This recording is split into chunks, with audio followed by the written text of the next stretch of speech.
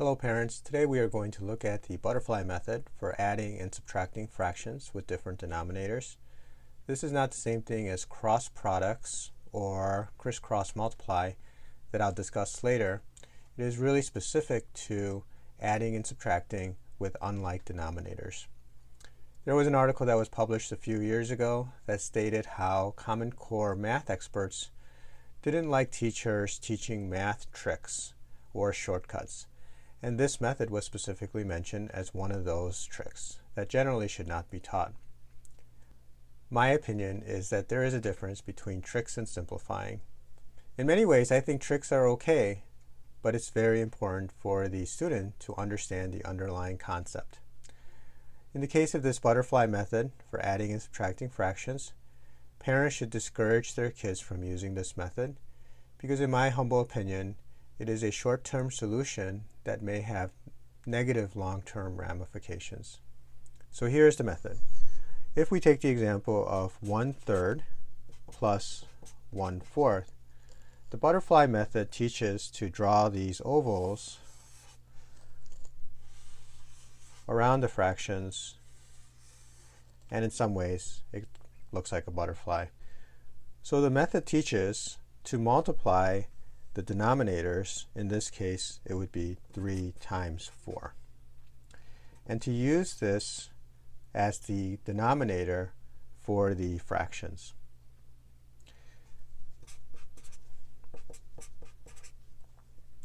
Then they're told to multiply 1 times 3 and multiply 1 times 4. And now you have equivalent fractions with a denominator of 12. Now they can add the two fractions, which is 4 plus 3 over 12. But what this method really eliminates is the analysis that students must do to determine the lowest common denominator. After the lowest common denominator is determined, it also eliminates the process of converting each fraction into equivalent fractions with the lowest common denominator. These two fundamental math skills are very important and help students solve problems such as word problems related to grouping or ratios or proportions, scale factors, conversions, and many other concepts. In some ways, learning this method reduces the thinking and problem solving that is required in adding and subtracting fractions, and this is opposite of the goals of Common Core. A child's brain isn't simply an empty computer to fill with algorithms as to how to add and subtract or multiply. Instead, we should encourage our kids to think and use their creativity and math skills to solve problems. Another reason why it should be discouraged is because it may be more work depending on the problem. So if we take this case of 1/3 plus 1/6, in this case it is easier to recognize that 6 is a multiple of 3, so therefore the lowest common denominator is 6, and we only have to change the first fraction to have the same denominator.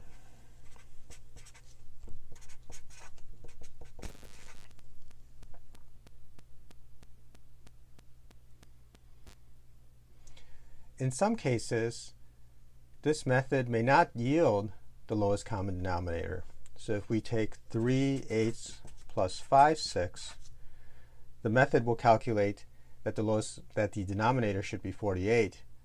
But in actuality, the lowest common denominator is 24, because if you take the multiples of 8, it is 8, 16, 24, 32, 40.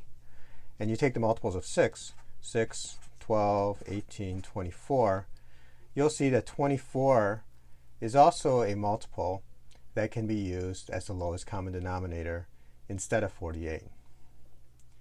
If the fractions are not in the simplest form, the arithmetic can get really messy. 4/6 plus 10 over 18. If you reduce each fraction, it would be 2/3 plus 5/9. And you can see that the lowest common denominator would be 9. If students are taught that they should be simplifying the fractions anyway before they try the butterfly method, then they have to learn how to manipulate fractions either way. So it's really better for them to understand equivalent fractions and how to add and subtract by getting the lowest common denominator. What I love about math is that it teaches us problem-solving skills. It allows us to use our creativity and illustrates how what looks complicated may have a simple answer. But it takes thinking to find the solution. Of course, there are very complex math problems or complex problems in general, but to solve these complex problems also require thinking.